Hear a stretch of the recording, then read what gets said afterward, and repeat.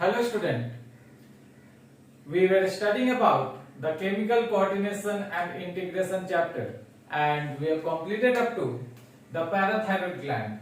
So in this lecture we are going to start from the thymus.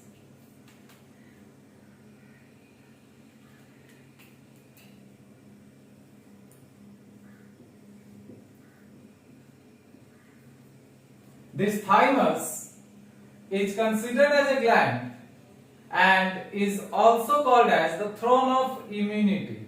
Okay, इसे हम throne of immunity भी कहते हैं.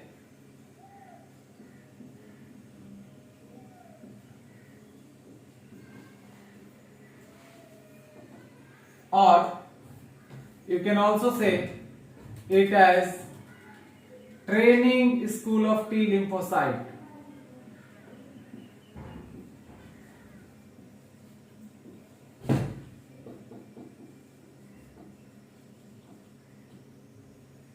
इसे टी लिम्फोसाइट का ट्रेनिंग स्कूल भी कंसिडर किया जाता है क्योंकि यहीं पे टी लिम्फोसाइट क्या होता है, ये टी सेल्स क्या होता है, मैच्योर होते हैं. ओके, टी सेल्स का जनरेशन होता है बोन मैरो में, लेकिन मैच्योरेशन कहां होता है, हमने पढ़ा है कि ये थाइमस में होता है. Okay, first of all when you will see the structure of this thymus then it is somewhat lobule like. तो हम क्या लिखेंगे, lobular structure. Lobule like structure होता है. And if you talk about its origin, अगर इसका origin का बात करते हैं then it is endodermal in origin. ये एंडोडर्म लेयर से ओरिजिन होता है. So endodermal in origin and its location is in between the lungs. Okay, we can say in between the lungs behind the sternum. तो दो lungs होते हैं, lungs के बीचों बीच. ठीक है, तो हम क्या लिख सकते हैं यहाँ पे, in between the lungs and behind the sternum. Sternum के पीछे. And you all have studied that ये स्टर्नम क्या है, स्टर्नम को ब्रेस्ट बोन भी कहा जाता है. ठीक है, ये सपोर्ट करवाता है. Okay, now if you talk about the function of this thymus, so जैसा मैंने बोला कि इसे क्या कहा जाता है, थ्रोन ऑफ इम्यूनिटी या फिर training school of T lymphocyte. So इसका मेजर रोल क्या होगा, development of immune system. Okay, so its major role is to develop the immunity of an organism, or you can say directly the immune system. Okay, so till now what we discussed, the thymus is called as the throne of immunity or training school of the T lymphocyte because the T lymphocytes mature here. क्योंकि यहाँ पे जो T lymphocyte है वो mature होता है. हम लिख देते हैं as T cells mature here. Okay, now what type of structure it is? It is just like a lobule. So okay, so lobular structure. Origin देखें तो ओरिजिन कैसा है, एंडोडर्मल इन ओरिजिन है, एंडोडर्म से डेवलप होता है. And we studied that there are three germ layers, ectoderm, mesoderm and endoderm. तो endoderm से ये ओरिजिनेट हो रहा है. देन लोकेशन का बात करें तो लंग्स के बीचों बीच होता है, लेकिन ये स्टर्नम के पीछे. Okay, between the lungs and behind the sternum. And function देखा जाए तो फंक्शन क्या कर रहा है, ये development of immune system. Okay, so now this thymus has two regions. Or you can say the lobular structure, thymus has two regions. One is cortex and the another is medulla. Okay, so ये दो reason से मिलके बनता है, एक cortex हो गया और एक मेडुला हो गया.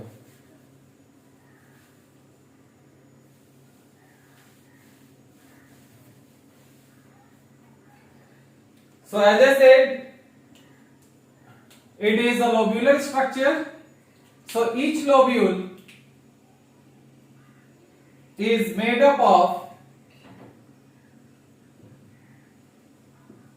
each lobule is made up of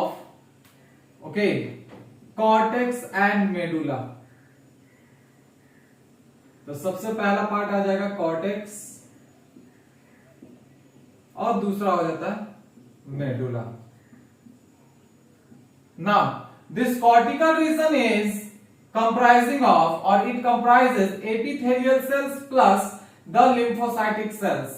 तो कॉर्टेक्स में क्या क्या होगा, epithelial cells plus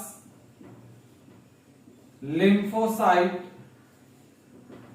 cells, and we know that lymphocyte cells are what, immune cells, and the medulla or medullary region comprises of few epithelial cells। यहां पे epithelial cells थोड़ा कम होगा क्योंकि epithelial cells बेसिकली पाया कहां पे जाता है, आउटर रीजन में। so in medulla there will be a few epithelial cells plus more lymphocyte, यहां पे lymphocyte ज्यादा पाया जाएगा। okay, and there will be one more type of cells called as phagocytic cell। Okay, so ये phagocytosis आप लोग ने पढ़ा होगा। डायरेक्टली ये सेल क्या करता है, माइक्रोब्स को एंगल्फ कर लेता है या मार गिराता है। ठीक है, मींस डायरेक्टली इसको सेल ईटिंग भी कहते हैं। Phagocytic means the cell eating. Okay, ये सेल को डिस्ट्रॉय करता है। एक और टर्म मिला होगा पिनोसाइटोसिस, जिसका नाम है cell drinking. Okay, so what I told here that thymus which is a lobular structure and each lobe, okay, each lobe or lobule is made up of two regions, one is cortex and another is medulla। cortex में क्या क्या पाया जा रहा है, epithelial cells and the lymphocytic cells, while in medullary region there will be a few epithelial cells, as epithelial cells are more found in the outer surface, then the more lymphocytes will be there। यहाँ पे lymphocyte थोड़ा सा कम होगा, अंदर में lymphocyte ज्यादा है और phagocytic cells भी पाया जा रहा है। ओके, नाउ ये तो है स्ट्रक्चर से लेके कुछ बातें। नाउ अब अगर हार्मोन्स का बात करें, जैसा कि एंडोक्राइन ग्लैंड है तो हार्मोन से सीक्रेट करेगा। इसका हार्मोन्स अगर देखें तो उसे थाइमोसिन कहते हैं। ओके, जो कि एक पेप्टाइड हार्मोन है।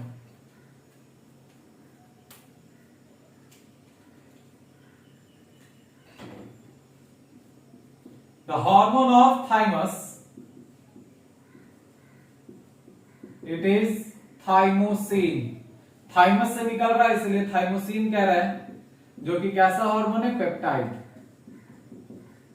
It is having the nature of peptide.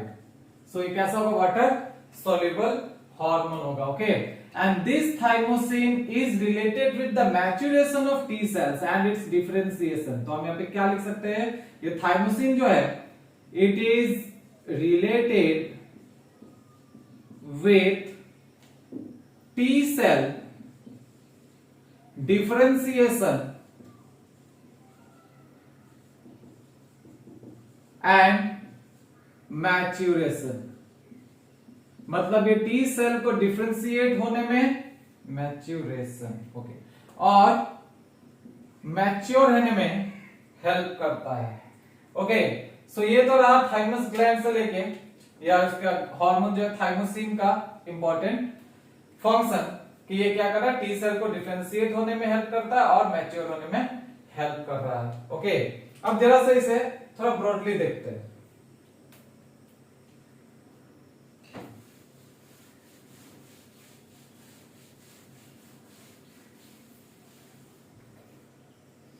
ना सबसे पहले ये जो लिम्फोसाइट है, लिम्फोसाइट बनता कहां है, लिम्फोसाइट का फॉर्मेशन कहां होता है, तो आंसर क्या है इसका, bone marrow and mainly the red bone marrow. क्योंकि बोन मैरो भी दो टाइप का होता है, एक रेड बोन मैरो और एक येलो बोन मैरो। ठीक है, तो red bone marrow is the site of formation of lymphocyte. Red bone marrow, यहां पे क्या हो रहा है, लिम्फोसाइट का फॉर्मेशन हो रहा है।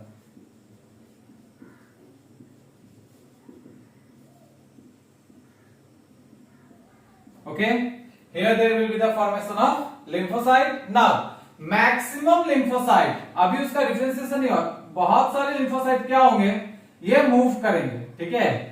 मैक्सिमम लिम्फोसाइट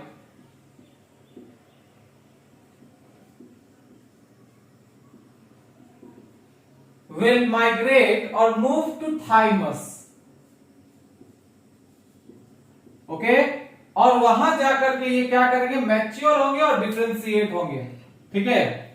तो थाइमस में ये जो लिम्फोसाइट गया, ठीक है, वहीं जाकर के मैच्योर हो रहा है और डिफरेंशिएट भी हो रहा है, तो इसे हम क्या कहेंगे, T lymphocyte. The T stands for thymus. So here it has undergone maturation as well as differentiation.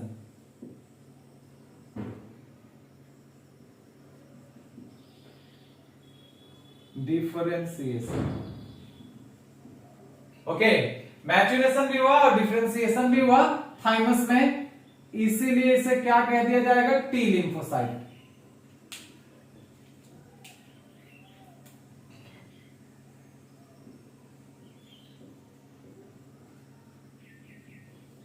Here T stands for thymus। ये जो T है, T का मतलब होता है थाइमस, क्योंकि लिम्फोसाइट थाइमस में मैच्योर हुआ, ठीक है। टी लिम्फोसाइट का और भी कुछ नाम है, जैसे हम इसको सेलुलर कह सकते हैं, सेलुलर लिम्फोसाइट। और ये जो इम्यूनिटी कंट्रोल करता है, ठीक है, उसे सेल मीडिएटेड इम्यूनिटी कहते हैं। सो यहां ब्रैकेट में लिख लेते हैं, इसको याद रहेगा आप लोगों को।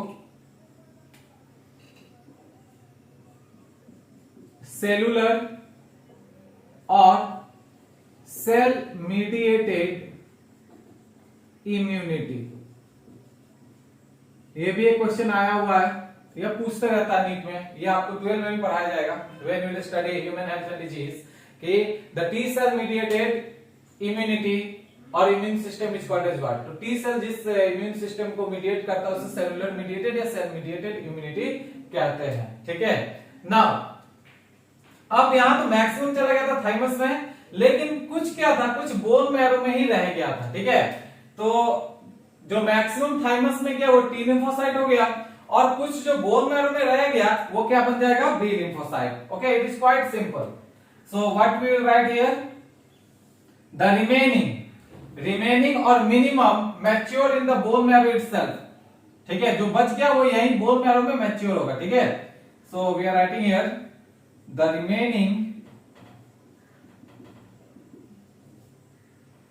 remaining lymphocyte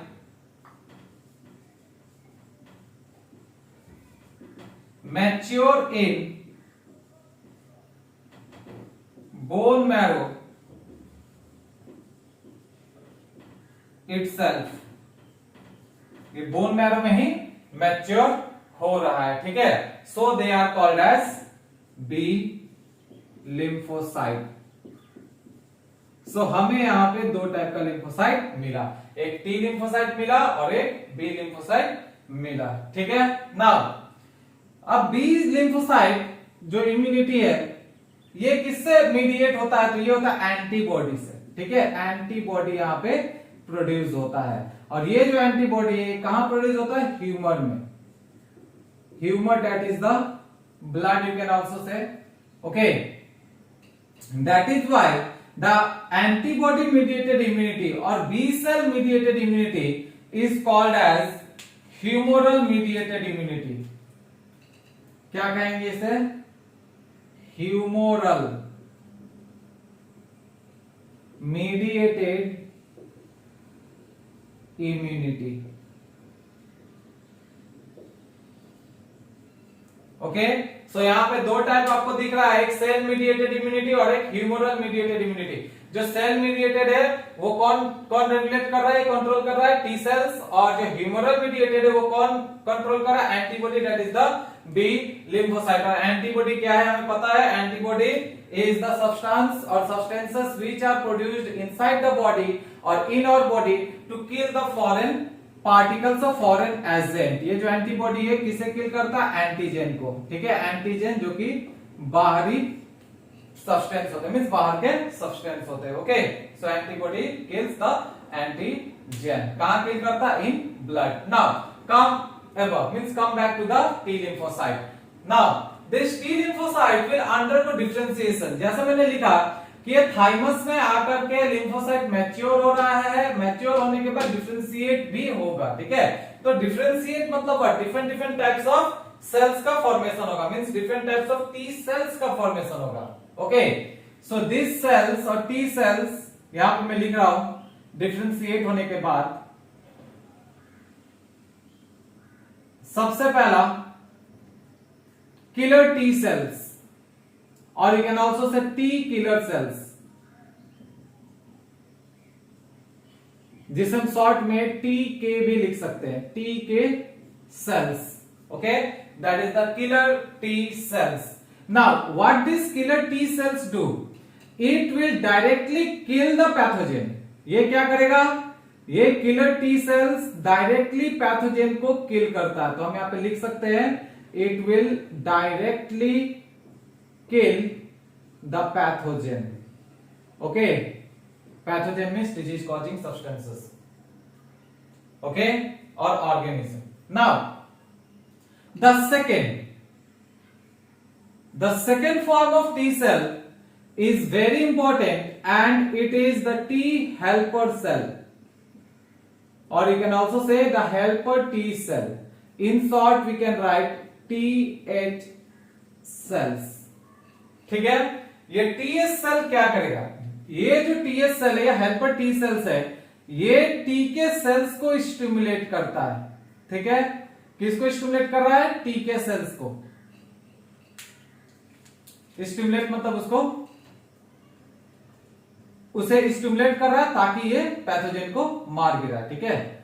so it is stimulating the T के cells so that it can kill the pathogen, and this helper T cells also stimulate the B lymphocyte. ये B लिम्फोसाइट को भी हेल्प करता है, ठीक है। So it is stimulating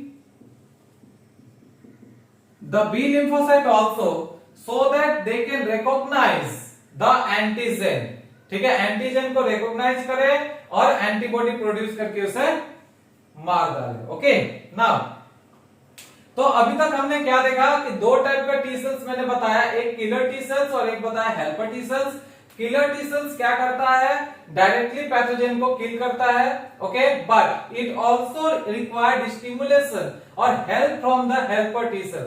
helper T cell के बगैर ये नहीं कर पाता, इसलिए हेल्पर टी सेल इसके पहले स्टिमुलेट करेगा, then only it will kill the pathogen. After that the helper T cell which is the second form of T cell और T lymphocyte, it is stimulating the B lymphocyte so that it can recognise the antigen and antibody will be produced and there will be counteraction between the antibody and the antigen. Okay, now we are left with the two more type of T cells. So ये B lymphocyte हो गया, तो B lymphocyte का थोड़ा सा मैं रब करता हूं due to lack of space.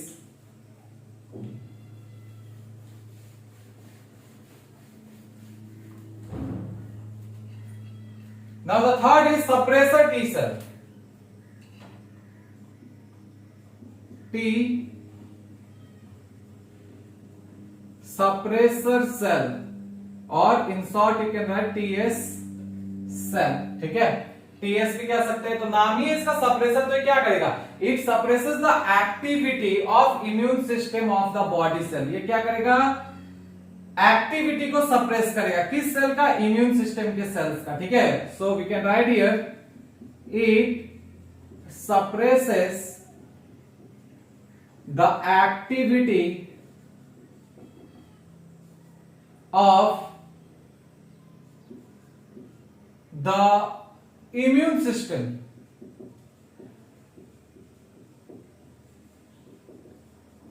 of our body, ठीक है। तो देखेगा कि अगर ज्यादा इंटरेक्शन हो रहा है, बहुत हेवीली इंटरेक्शन हो रहा है, तो उसे वो थोड़ा रोकने का या सप्रेस करने का कोशिश करता है। Okay, now we are left with the final one, a final type of T cell, that is the memory T cells और T memory cell, which is also called as TM cells. अब नाम ही है memory, तो इसका काम क्या होगा, to remember, ठीक है। ये क्या काम करेगा? रिमेम्बरेंस का, याद रखने का। So its main role is to remember. Okay, और जो वैक्सीनेशन जो है, वैक्सीनेशन जो आजकल भी दिया जा रहा है, कोरोना वायरस का भी वैक्सीन दिया जा रहा है, ठीक है, हेवी अमाउंट में। तो ये जो वैक्सीनेशन जो है, ये टी सेल के मैच्योरेशन या डिफरेंशिएशन पे ही डिपेंड कर रहा है। Okay, without these T cells the vaccination also cannot work properly, or you can say without our this lymphocyte the vaccination cannot work properly. Okay, काम ही नहीं करेगा। So यहाँ पे हमने क्या कंप्लीट किया? T cells का डिफरेंशिएशन और मैच्योरेशन। सबसे पहले मैंने क्या होता है, जो लिम्फोसाइट होते हैं, लिम्फोसाइट को फॉर्मेशन कहाँ होता है? बोन मैरो में। यहाँ पे मैक्सिमम लिम्फोसाइट फिर कहाँ ट्रेवल करता है? थाइमस में, और वहीं जाकर के वो मैच्योर होगा और डिफरेंशिएट होगा। ठीक है, थाइमस में मैच्योर हो रहा है, डिफरेंशिएट हो रहा है, इसलिए इसे क्या बोला जा रहा है? T lymphocyte. Okay, now the immune system controlled by T lymphocyte is called as cellular or cell mediated immunity. Okay, and the remaining lymphocyte which are maturing in the bone marrow itself are called as what? The B lymphocyte. ठीक है, इसे B lymphocyte क्या देंगे?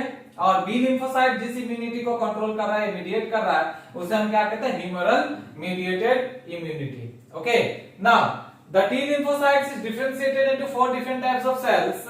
One is killer T cells, second is helper T cells, suppressor T cells, and finally the memory T cells. और ये जो maturation और differentiation हो रहा है, इसके लिए कौन सा हार्मोन जिम्मेदार है या रिस्पॉन्सिबल है? तो आंसर क्या है हमारा? थाइमोसिन। ये thymosin is responsible for the maturation and differentiation of the T lymphocyte, and it is the hormone produced by the important gland, that is the thymus, which is located between the lungs behind the sternum. Okay, now one of the most important point that क्या होता है, ये तो gland बहुत important है, लेकिन 14 साल के बाद अप्रोक्सीमेटली 10 to 14 ईयर्स, बोले तो गलत नहीं है, 10 to 14 ईयर्स के बाद क्या होता है कि ये डीजनरेट होना स्टार्ट कर देता है। ठीक है, इसलिए क्या होता है कि ओल्ड एज में इम्यून सिस्टम धीरे धीरे क्या होता है? वीक होने लगता है। बुढ़ापा आते आते पूरा इम्यूनिटी खत्म ही हो जाता है। ओके, मतलब बीमारी से लड़ने का क्षमता खत्म हो जाता है। तो हम क्या बताए अभी भी कि 10 to 14 ईयर्स, ठीक है, इसके बाद क्या होता है? 10 से 14 साल के बाद ये जो थाइमस ग्लैंड है, थाइमस ग्लैंड, इट स्टार्ट्स डीजनरेटिंग। ये डीजनरेट होने लगेगा। ठीक है, इसका डीजनरेशन स्टार्ट हो जाएगा और ओल्ड एज तक ये टोटली डिस्ट्रॉय हो जाएगा। Okay, that's why in old age there is lack of immunity, you can say. ठीक है, इम्यून पावर खत्म हो जाता है। So this is all about the thymus. Okay, now we are going to study about the adrenal gland. Okay, और ये बहुत ही important gland है और साथ में यहां से क्वेश्चंस भी बहुत पूछे जाते हैं नीट में। And one most important thing, it is one of the largest तो नहीं बोलेंगे, लेकिन इसका कंटेंट इतना लार्जेस्ट है कि आपको ये सब लार्जेस्ट ही लगेगा। ओके, इसका कंटेंट बहुत है, इसलिए ये लगेगा बहुत हेवी है। Now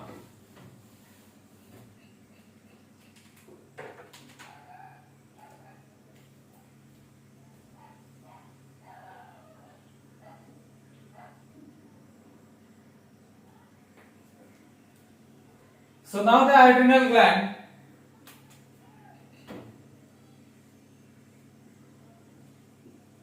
it is very interesting topic. Adrenal gland. Okay, so as its name is adrenal, ad का मतलब क्या होता है? जोड़ना या इसके अबव। ठीक है, और renal means what? किडनी। तो किडनी के ऊपर ये ग्लैंड पाया जाता है। ठीक है, now it has one more name, that is also called as suprarenal gland, इसे सुप्रारेनल ग्लैंड के नाम से भी जाना जाता है because it is found on the superior side of the kidney. Superior मतलब ऊपर की तरफ होता है, इसलिए इसे सुप्रारेनल ग्लैंड भी कहा जाता है। So let's look at the structure first. पहले किडनी देखते हैं, फिर कहां ये लोकेटेड है वो देख लेते हैं।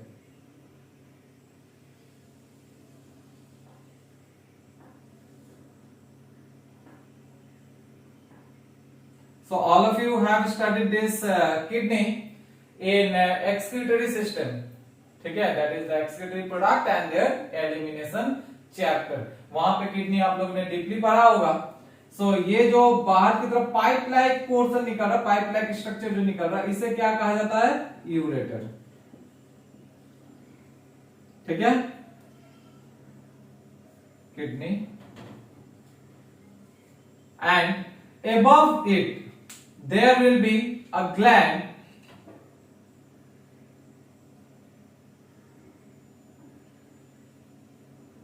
इसी ग्लैंड को सुप्रारेनल या एड्रिनल ग्लैंड कहते हैं, ठीक है।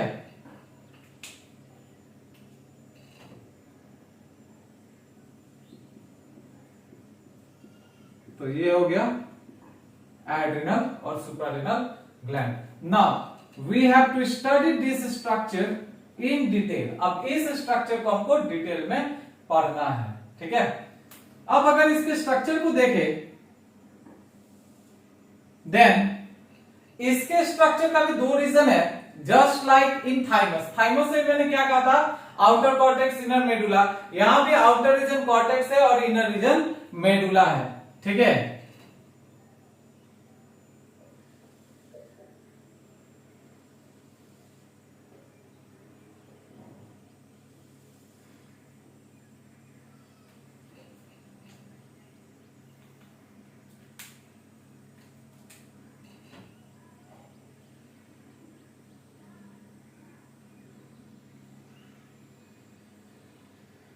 Now this is the outer region and this is the inner region.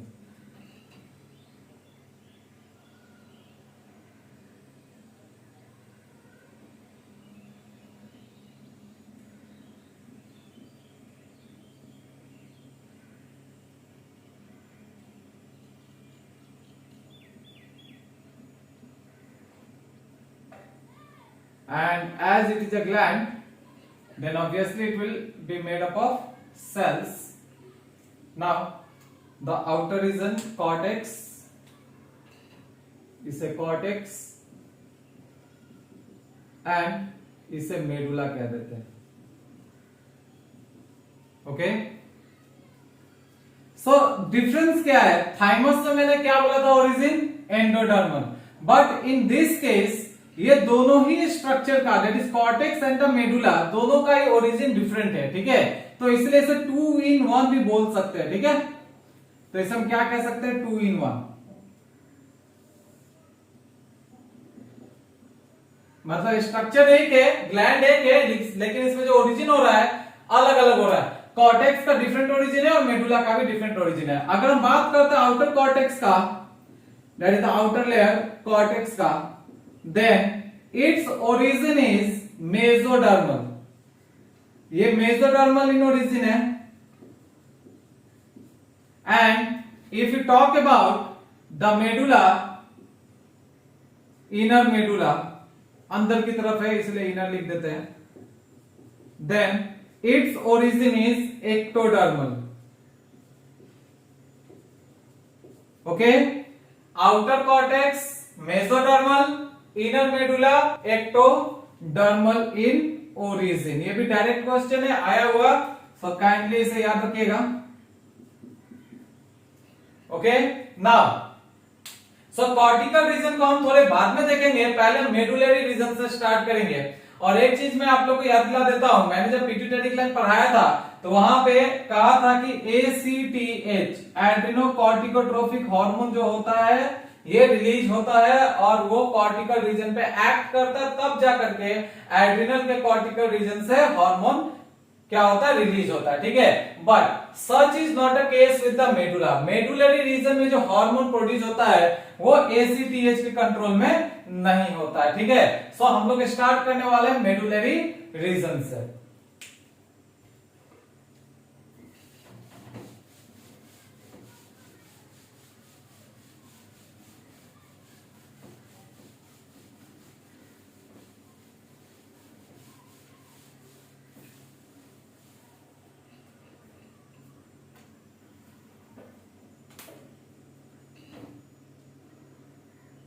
So medulla, directly medulla लिखते हैं.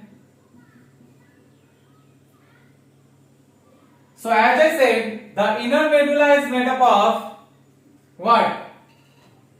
What type of cell it is made up of? मैंने बोला कि जो बाहर का जो सेल मींस लेयर है कॉर्टेक्स वो बन रहा है मेसोडर्म से, तो अंदर वाला किससे बन रहा है? जस्ट उल्टा कर दीजिए तो ये बन रहा है एक्टोडर्म से. ठीक है. But one of the most important question which is frequently asked is that what type of cell is present in the medulla and is also responsible for the formation of the two hormone or important hormone from the medulla region, that is the epinephrine and norepinephrine. ठीक है.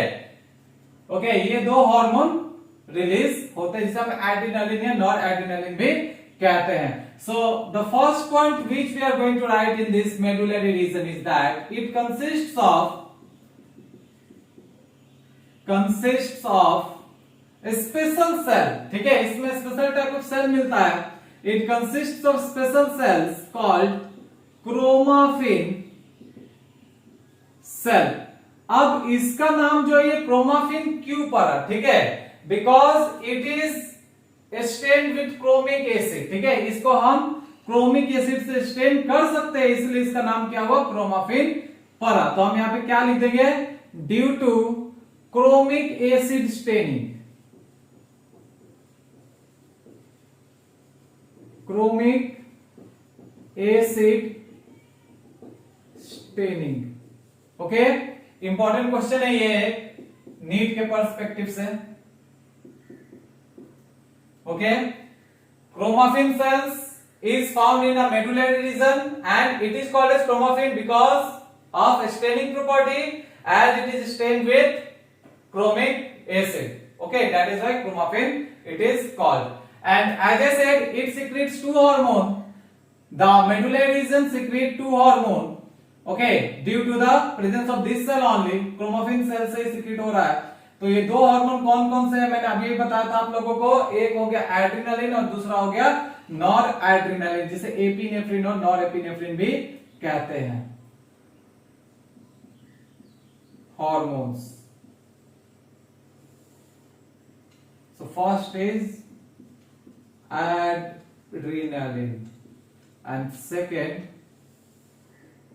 Nor adrenaline. Okay, its another name is epinephrine and it is called as norepinephrine.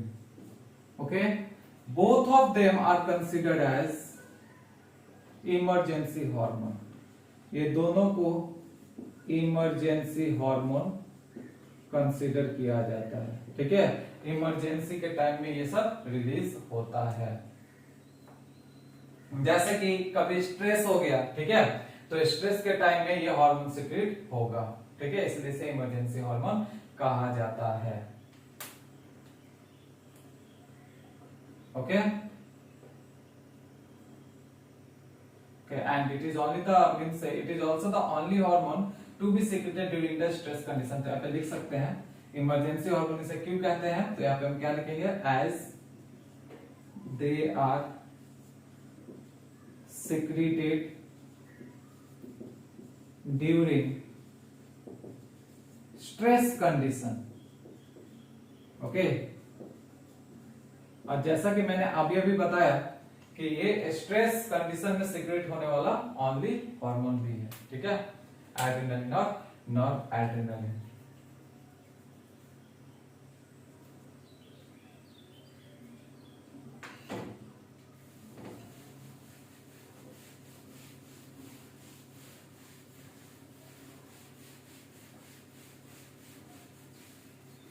Now we are going to discuss in detail the adrenaline and noradrenaline function. अब इसके function को भी detail में discuss कर लेते हैं. ठीक है, so the hormones of adrenal gland,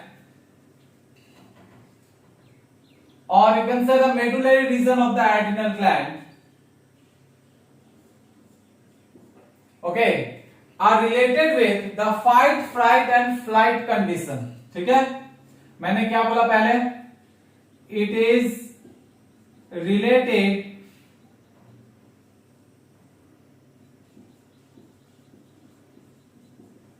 with fight, flight and fright for you can say or you can say situation. Okay अगर इंसान इस सिचुएशन में है, ठीक है, या फाइटिंग मोड में मतलब लड़ाई कर रहा है किसी से, झगड़ते हैं या लड़ते हैं या फिर ज्यादा खुश होते हैं या फिर फ्राइड दैट इज फियर या डरते हैं, तब क्या होता है, ये हार्मोन सिक्रीट होता है. That is why this adrenal gland is also called as 3F gland. दैट इज व्हाई adrenal gland is also called as 3F gland. Okay इसीलिए इस एड्रिनल ग्लैंड को 3F ग्लैंड कहा जाता है क्योंकि ये 3F सिचुएशन में या कंडीशन में रिलीज करता है अपने हार्मोन को. ठीक है, पहला क्या हो गया, फाइट, दूसरा हो गया फ्लाइट और तीसरा हो गया फ्राइट. फाइट मीन जैसे झगड़ रहे हैं हम या किसी से लड़ते हैं तब, या ज्यादा खुश हो जाते हैं, ठीक है, तब, या फिर डरने के टाइम में ये हार्मोन रिलीज होता है. This is also an important question that which gland is called as 3F gland. So your answer should be the adrenal gland. Okay.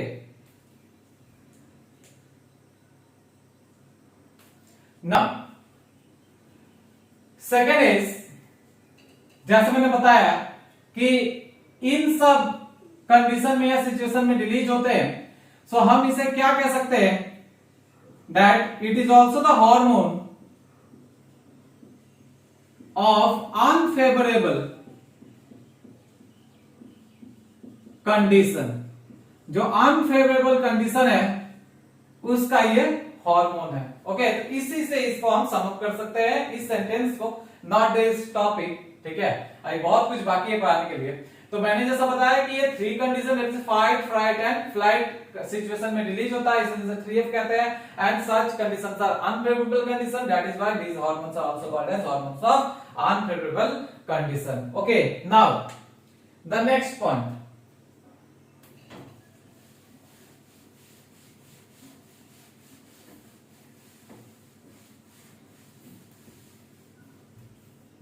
अब अगर दूसरे पॉइंट पे जाया जाए या देखा जाए तो एपिनेफ्रिन और नॉन एपिनेफ्रिन को कलेक्टिवली कैटेकोलामाइंस भी कहते हैं. ठीक है, नाम तो सुना ही होगा आप लोगों ने, catecholamines means catechol amine.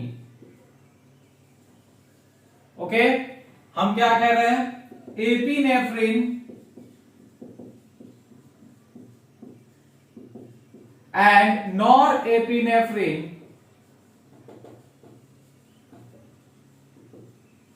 are also called as or collectively called as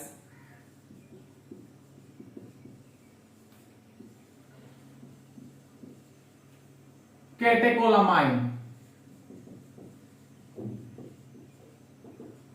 okay, इसे कैटेकोलामाइन कहते हैं. क्यों कहते हैं इसे catecholamine? Because it increases the catabolic activity in the body during emergency. अब कैटेकोलामाइंस का भी तो मीनिंग पता रहना पड़ेगा ना, ऐसा तो नहीं चलेगा. कैटेकोलामाइन का क्या मतलब है, ये जो सब्सटेंस है ये कैटाबॉलिक एक्टिविटी को इंक्रीज कराता है, means increases catabolic activity in the body.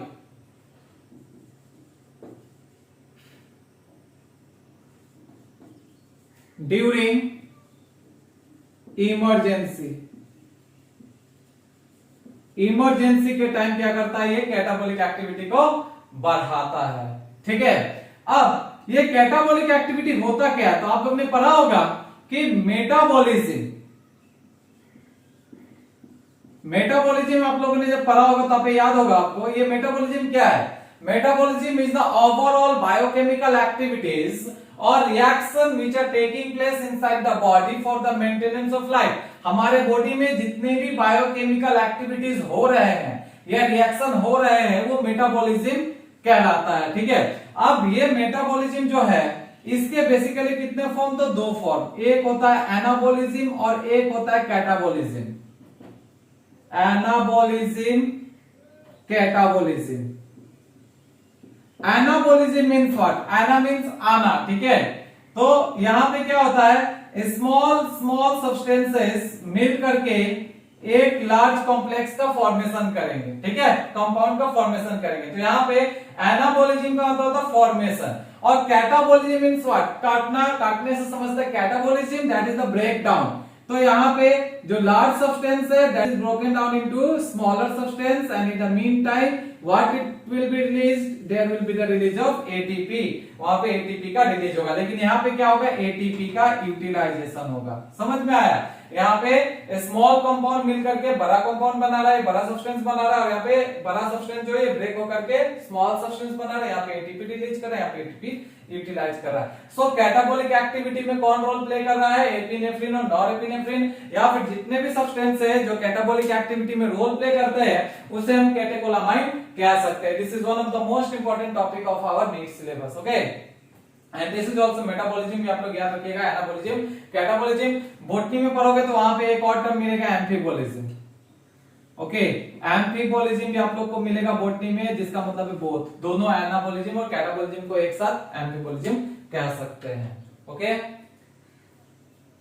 So now one more important point,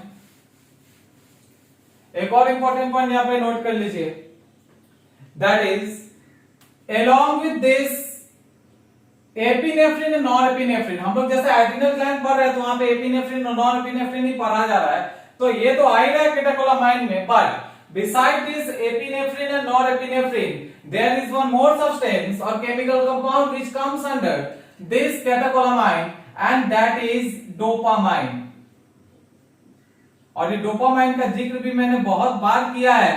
ये डोपामाइन क्या है, न्यूरोट्रांसमीटर है। ठीक है, ये कैसा न्यूरोट्रांसमीटर है, तो इनहिबिटरी न्यूरोट्रांसमीटर है। ओके, और किसको इनहिबिट करता है, तो जैसा मैंने बताया था आप लोग को, प्रोलैक्टिन को। ठीक है, मिल्क सेक्रेशन को ये रोकता है। तो अब हमें कितने कैटेकोलामाइन्स मिल गए, 3, एपिनेफ्रिन, नॉरएपिनेफ्रिन, एंड तीसरा क्या बोला मैंने, डोपामाइन। तो क्वेश्चन जो दिया जाता है ऑप्शन को ध्यान से पढ़िएगा, क्या बोल रहा है, dopamine is also one of the catecholamine. Okay, along with this epinephrine and norepinephrine.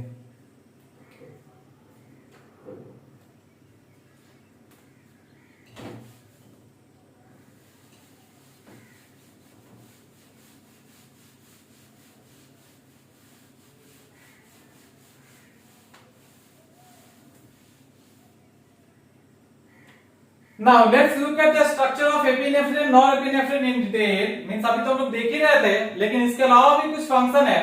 और एक बात मैं बताना चाहूंगा, एड्रिनलिन एंड नॉरएड्रिनलिन का जो फंक्शन है उसमें कोई ज्यादा डिफरेंसेस नहीं है, दोनों एक ही फंक्शन कंट्रोल करते हैं। ठीक है, उन लोग का फंक्शन क्या है, सेम ही है। ठीक है, एक्सेप्ट दैट ये जो नॉरएड्रिनलिन है ये थोड़ा नॉर्मल कंडीशन में काम करता है, एड्रिनलिन थोड़ा सा अनफेवरेबल कंडीशन में रिलीज होता है। ठीक है, ना ऐसे दोनों को ही बोला जाता है हार्मोन्स ऑफ अनफेवरेबल कंडीशन।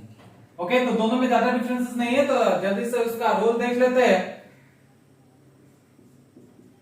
सबसे पहला प्यूपिलरी डायलेशन। मैंने पढ़ाया था प्यूपिल के बारे में, आप लोग को जब आई पढ़ाया था, तो प्यूपिल को क्या करता है, ये डायलेट करता है। तो हम क्या लिखेंगे, it increases the dilation of प्यूपिल। ठीक है, प्यूपिल को डायलेट करेगा, मींस उसको बढ़ा देता है। नेक्स्ट इंपॉर्टेंट पॉइंट है जो इंक्रीजेस द हार्ट बीट। ये तो सभी को पता है कि जब एड्रिनलिन रश होता है, एड्रिनलिन ज्यादा से ज्यादा रिलीज होता है, तो हमारा हार्ट बीट क्या हो जाता है, मींस ऐसे बढ़ता है। ठीक है, तो हम क्या लिखेंगे, it increases the heart beat. Next, blood pressure भी इंक्रीज करेगा, so BP also increases. Then alertness भी इंक्रीज हो जाता है। ठीक है, पाइलोइरेक्शन भी इंक्रीज होगा। अब ये पाइलोइरेक्शन क्या होता है, आई होप इस तुम सबको पता होगा। ये पाइलो इरेक्शन क्या है? Pilo erection means the raising of hairs.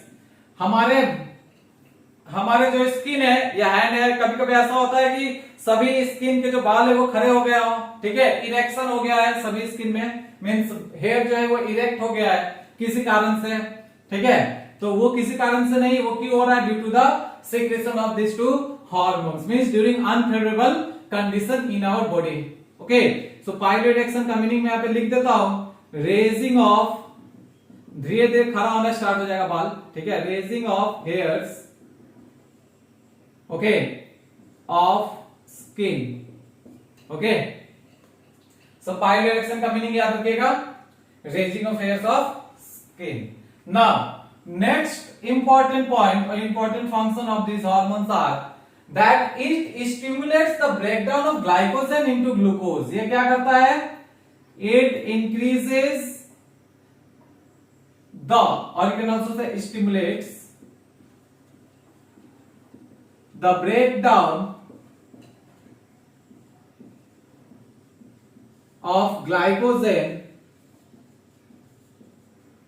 into glucose, ठीक है। ये भी एक इसका फंक्शन हुआ, ये ग्लाइकोजन से ग्लूकोज को बना रहा है, तो ये क्या कहलाएगा?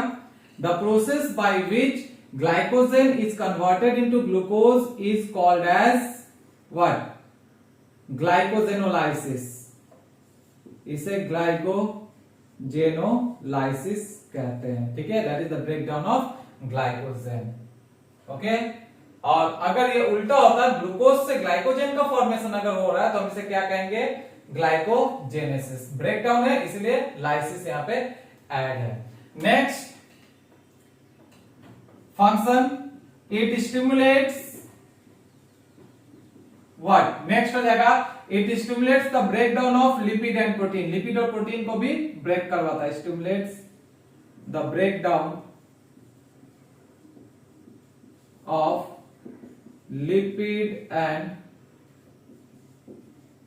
प्रोटीन, ओके, इन दोनों को भी ब्रेक करेगा, ठीक है। तो लिपिड ब्रेक होता है आपका फैटी एसिड ग्लिसरॉल में, और ये तो अमाइनो एसिड। उसके बाद वो प्रोसेस, अगर ये लिपिड कार्बोहाइड्रेट बना रहा है या प्रोटीन कार्बोहाइड्रेट बना रहा है, तो उसे हम क्या कहते हैं? Gluconeogenesis, that is the formation of carbohydrate from non carbohydrate compound, ठीक है। तो अगर ये कार्बोहाइड्रेट बनाएगा तो फिर हम क्या कहेंगे? Gluconeogenesis, that is the formation of carbohydrate from non carbohydrate compound, okay. Next क्या कर रहा है? ये स्वेट भी इंक्रीज कराता है, स्वेटिंग, ज्यादा पसीना निकलेगा, okay. Next, peristaltic activity of the alimentary canal, peristalsis को भी बढ़ाएगा, और सॉरी, पेरिस्टाल्सिस को घटाएगा, बढ़ाएगा नहीं, पेरिस्टाल्सिस को डिक्रीज करता है। Decreases what? Peristalsis of alimentary canal, alimentary canal का पेरिस्टाल्सिस को घटाता है, और स्वेटिंग को भी ये डिक्रीज करता है, ठीक है, घटाता है। सो ये तो था कुछ रोल, चलिए ठीक है। पेरिस्टाल्सिस का मतलब क्या होता है? Peristalsis means the wave of contraction and relaxation from one end to the another end, एक एंड से दूसरे एंड तक, ठीक है। ये जो वेव है कॉन्ट्रैक्शन एंड रिलैक्सेशन का, वो मूव करता है, और इसी से क्या होता है कि जो फूड है ऊपर से नीचे तक फ्लो करता है, ठीक है। Peristalsis activity in the alimentary canal, okay. So एक एक करके देख लेते हैं। पहला क्या बोला? पिपिलरी डायलेशन को बढ़ा रहा है, पिपिल को डायलेट कर रहा है। दूसरा बोला हार्ट बीट को इंक्रीज कर रहा है, बीपी इंक्रीज कर रहा है, अलर्टनेस इंक्रीज हो रहा है। पाइलो इरेक्शन, जैसा मैंने बताया, raising of hairs of the skin, then it is also stimulating the breakdown of glycogen into glucose and also stimulates the breakdown of lipids and proteins। Sweat को decrease कर रहा है और पेरिस्टाल्सिस एक्टिविटी को भी डिक्रीज कर रहा है, ओके। सो ये तो था एड्रेनालिन और नॉन एड्रेनालिन के बारे में, जैसा कि इन लोगों को क्या कहते हैं हम? Emergency hormone, okay. स्पेशली अगर बोले तो एड्रेनालिन को ही कहा जाता है आपका इमरजेंसी हार्मोन। तो क्वेश्चंस के ऊपर डिपेंड करता है, ऑप्शन के ऊपर, ऑप्शन कैसे पूछा जा रहा है, तो जरा सा ध्यान से देखिएगा ऑप्शन में क्या क्या दिया हुआ है, okay.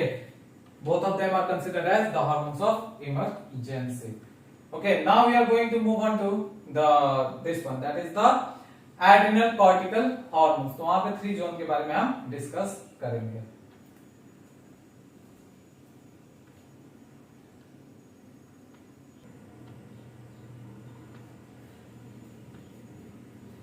So now the cortical region of the adrenal gland, adrenal cortex.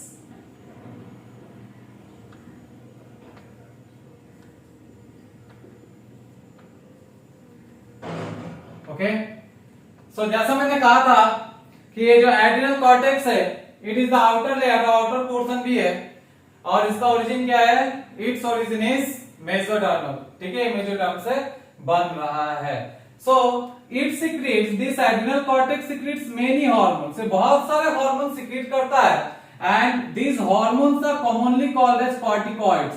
Okay, तो हम यहाँ पे क्या लिख सकते हैं? It's hormones are commonly called as corticoids. Okay, इसे corticoids कहा जाता है. Now, this adrenal cortex has 3 zone. इसके 3 जोन होते हैं, या कह सकते हैं इसके 3 लेयर्स होते हैं. सबसे पहला द आउटर लेयर, जो सबसे बाहरी वाला लेयर है, outer layer is called as zona glomerulosa.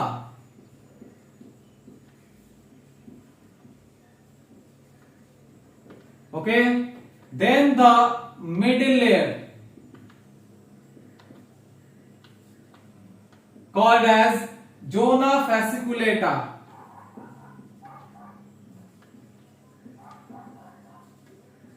And finally the inner layer,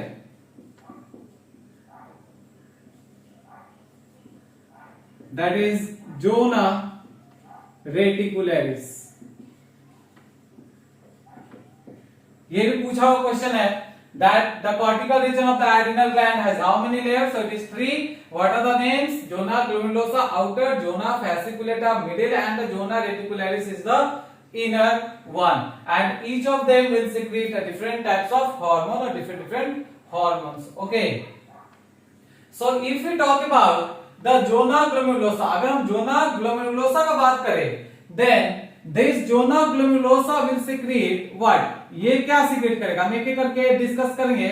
सबसे पहले ये zona glomerulosa के बारे में हम पढ़ लेते हैं.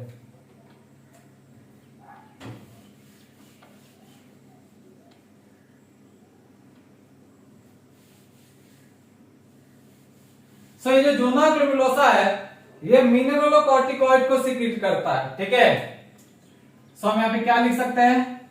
इट सीक्रेट्स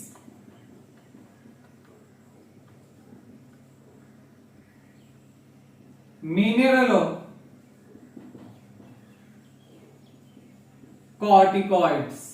जैसा मैंने बोला कि इसके हार्मोन को कॉर्टिकॉइड्स कहते हैं, तो मिनरल वाला ये हार्मोन सीक्रेट करेगा, इसलिए ये मिनरलोकॉर्टिकॉइड्स कहलाता है.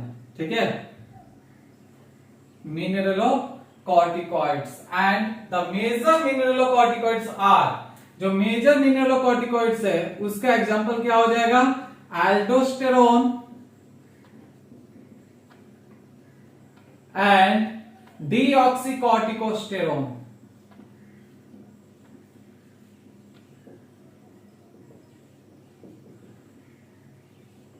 ओके, सो ये तो 2 मेन हार्मोन हो गया. अगर एग्जांपल पूछेगा, ठीक है, और which of the following belongs to mineralocorticoids, then what we will say? It is aldosterone and deoxycorticosterone.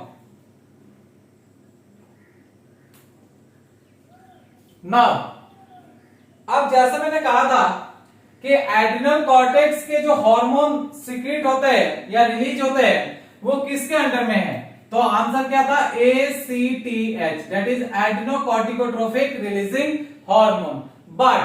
But यहां भी एक ट्विस्ट है, और ये ट्विस्ट क्या है कि इसमें से जितने भी मिनरलोकॉर्टिकॉइड्स है, ठीक है, उसमें से ये जो एल्डोस्टेरोन है ये ACTH के कंट्रोल में नहीं होता है. ठीक है, तो अगर क्वेश्चन पूछा out of the following which one is not under the control of ACTH, तो हम क्या कहेंगे कि ये जो एल्डोस्टेरोन है it is not under the control of ACTH of pituitary, ठीक है। तो हम यहां पे लिख सकते हैं it is secreted almost independently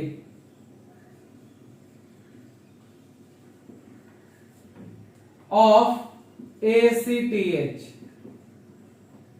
from pituitary।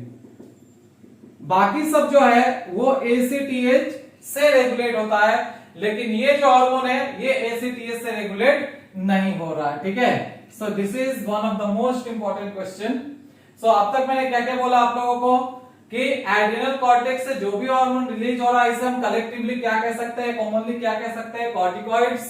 अब मैंने कहा कि एड्रिनल कॉर्टेक्स के 3 रीजन होते हैं, 3 लेयर्स होते हैं, outer region, middle region and the inner region, और you can also say layer.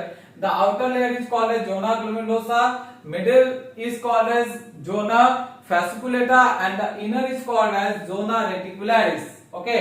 Now the outer region, that is the zona glomerulosa, it secretes what? Mineralocorticoids.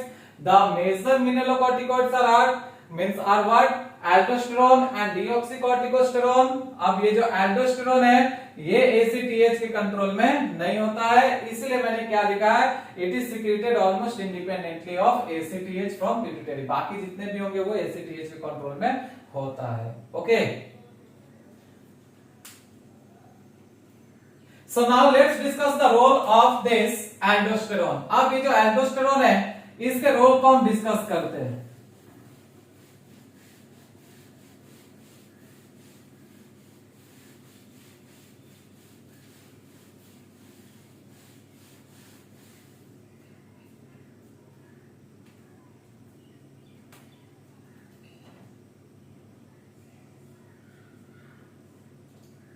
तो सबसे पहला रोल आ जाएगा, जैसे मिनरलोकॉर्टिकॉइड से एल्डोस्टेरोन, तो क्या करेगा, यहां मैं लिख ही देता हूं, रोल ऑफ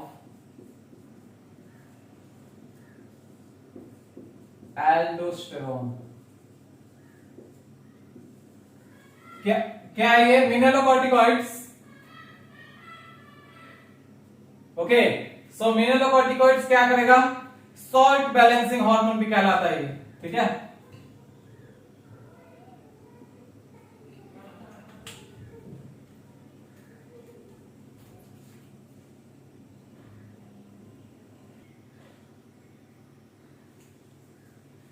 तो जैसा कि मैंने बताया कि जो एल्डोस्टेरोन है वो मिनरलोकॉर्टिकॉइड्स में आ रहा है, सो इसका मेन फंक्शन क्या हो जाएगा, सॉल्ट बैलेंस करना, ठीक है। So that is why it is also called as salt balancing hormone. आप लोग ने पढ़ा ही होगा रास के बारे में, रेनिन एंजियोटेंसिन एल्डोस्टेरोन मैकेनिज्म, ठीक है, यह सिस्टम, वहां पे एल्डोस्टेरोन का जिक्र है। सो सॉल्ट को बैलेंस कर रहा है between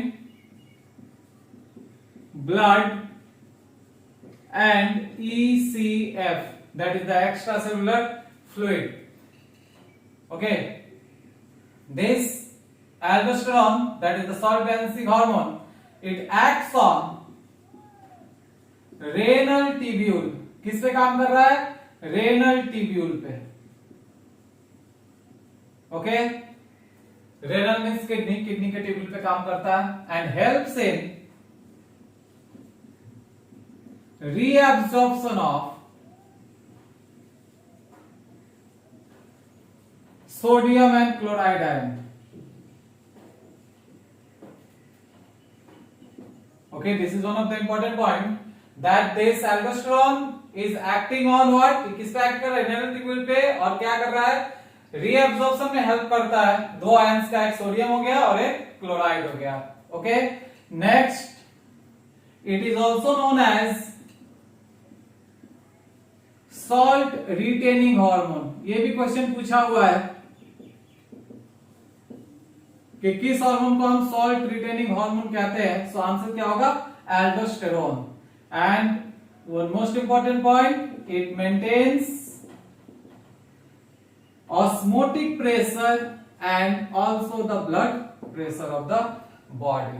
Okay, अगर इसका टारगेट ऑर्गन का बात करें, टारगेट ऑर्गन जैसे मैंने बताया था जहां पे ये हार्मोन एक्ट करेगा, तो ये जो टारगेट ऑर्गन क्या हो जाएगा, टारगेट ऑर्गन इसका DCT. All of you have studied this. DCT is the distal convoluted tubule, then collecting duct, salivary gland,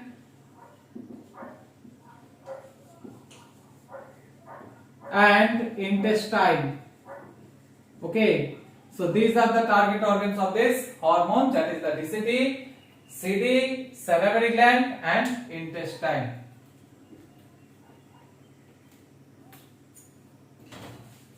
So under normal condition ये सब काम कर रहा है, ठीक है.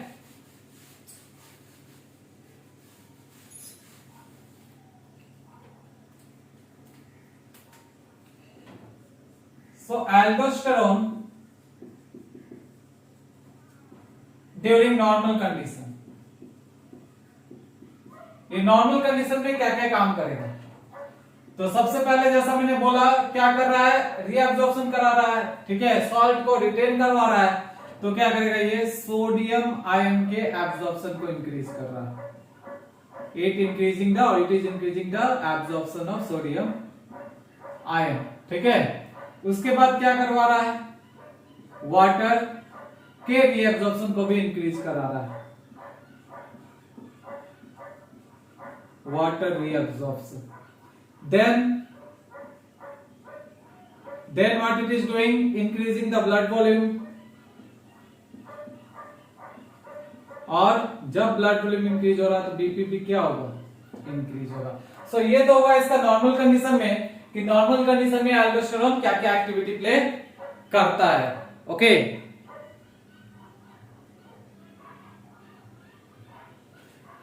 सो नाउ ये नॉर्मल कंडीशन का हुआ. अब देखते हैं एबनॉर्मल कंडीशन में. तो एबनॉर्मल कंडीशन भी दो टाइप का होगा, एक जब एल्डोस्टेरोन का कॉन्सेंट्रेशन ज्यादा होगा और एक जब कम होगा. तो जब ज्यादा होगा तो हम उसे क्या कहेंगे, हाइपर सिक्रेशन, और जब कम होगा तो उसे हम क्या कहेंगे, हाइपर सिक्रेशन. सो ये एक इंपॉर्टेंट पॉइंट होगा और यहां से भी क्वेश्चंस पूछे जाते हैं. सो सबसे पहले हम देखेंगे the hyper secretion of aldosterone. तो जब एल्डोस्टेरोन का सिक्रेशन ज्यादा हो जाता है बॉडी में तो क्या होगा. Okay, so this is also one of the abnormal condition. अगर नॉर्मल हुआ, हम एवरेज सिक्रेशन हो रहा है तो ही उसे हम नॉर्मल कहेंगे, ज्यादा हुआ या कम हुआ तो उसे हम एबनॉर्मल कहते हैं, ठीक है. सो एबनॉर्मल में क्या करेगा, ये ब्लड वेसल है, तो ब्लड वेसल में और ज्यादा से ज्यादा सोडियम आयन का एब्जॉर्प्शन ही कराएगा, ठीक है. नॉर्मल में तो करा रहा था, ठीक है, लेकिन जब और ज्यादा एल्डोस्टेरोन हो जाएगा तो और ज्यादा सोडियम आयन का सिक्रेशन कराएगा, मींस एब्जॉर्प्शन कराएगा, ठीक है. So it will increase sodium ion absorption, more sodium ion absorption. Okay, and such condition is called as, इस कंडीशन को क्या कहेंगे हम, हाइपरनेट्रेमिया. हाइपरनेट्रेमिया. सो ये क्वेश्चन आया, in hypernatremia what happens. So what will be our answer, the sodium ion absorption increases. Okay, यह sodium का concentration हमारे ब्लड में इंक्रीज हो जाता है, ठीक है, जिसके वजह से फिर क्या होगा, increase in blood pressure, increase of blood pressure, and thereafter what our heart will do. हमारा हार्ट क्या करेगा, ब्लड प्रेशर जब इंक्रीज हो जाता है तो हमारा हार्ट क्या करेगा, आप लोगों ने पढ़ा है ये excretory product and elimination topic में, ठीक है. जब ब्लड प्रेशर इंक्रीज हो जाता है तो हमारा हार्ट क्या करता है, एक हार्मोन रिलीज करता है, उस हार्मोन का नाम है ANF. Okay, so heart atria that is the auricle atria releases ANF का फुल फॉर्म भी पूछा जाता है एग्जाम में, जिसका नाम है atrial natriuretic factor. Okay, atrial natriuretic factor ANF कौन रिलीज कर रहा है, ये हार्ट का एट्रिया रिलीज कर रहा है. फिर क्या होगा, वैसोडाइलेशन. पहले क्या होता, वैसोकॉन्स्ट्रिक्शन हुआ था तो इसीलिए बीपी इंक्रीज हुआ, ठीक है. अब क्या होगा, वैसोडाइलेशन. जब वैसोडाइलेशन होगा मींस ब्लड वेसल्स डायलेट हो जाएगा, तो क्या होगा, ऑटोमेटिकली जो बीपी है, जो इंक्रीज बीपी है वो क्या हो जाएगा, डिक्रीज हो जाएगा। ठीक है, उसके बाद सेकेंड क्या होगा, पहले सोडियम आयन का एब्जॉर्प्शन ज्यादा था, अब क्या होगा, सोडियम आयन का एक्सक्रीशन होगा ज्यादा से ज्यादा। Okay, it will be excreted out, तो ये भी क्या करेगा, बीपी को कम करने में हेल्प करेगा। ओके, सो एक बार फिर से इसे डिस्कस कर लेते हैं, थोड़ा सा टिपिकल है लेकिन डिफिकल्ट नहीं है।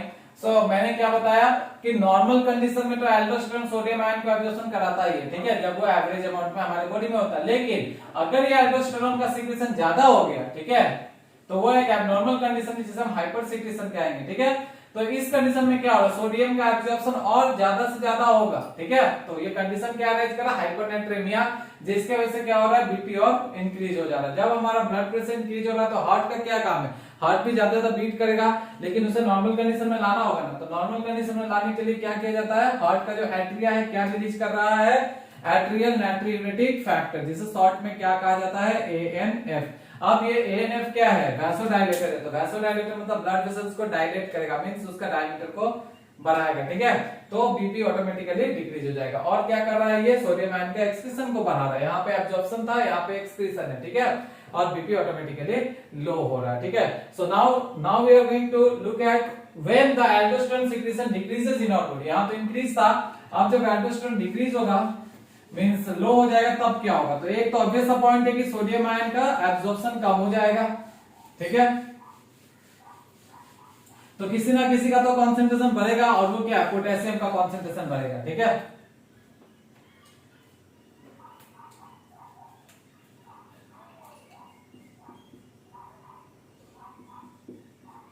So decrease in aldosterone, so decrease in aldosterone ये भी एक क्या है, एबनॉर्मल कंडीशन है। सो नॉर्मल कंडीशन और abnormal condition, that is the hyper. ठीक है, हाइपर सीक्रेशन में क्या हो रहा था, एल्डोस्टेरोन जब हाइपर सीक्रेट हो रहा था तो क्या हो रहा था, सोडियम आयन का कॉन्सेंट्रेशन हमारे बॉडी में ज्यादा था। ठीक है, ज्यादा हो रहा था, एब्जॉर्प्शन ज्यादा था। लेकिन जब हाइपो हो जाएगा, हाइपर सीक्रेशन हो जाएगा, तो क्या होगा, सोडियम की जगह पे पोटेशियम आयन ज्यादा से ज्यादा सीक्रेट होगा। कहां पे, ब्लड में, potassium, more potassium in blood. So such condition is called as hyperkalaemia. इस कंडीशन को हम क्या कह सकते हैं, hyperkalaemia. Okay, the increase in sodium ion concentration was called as hypernatremia.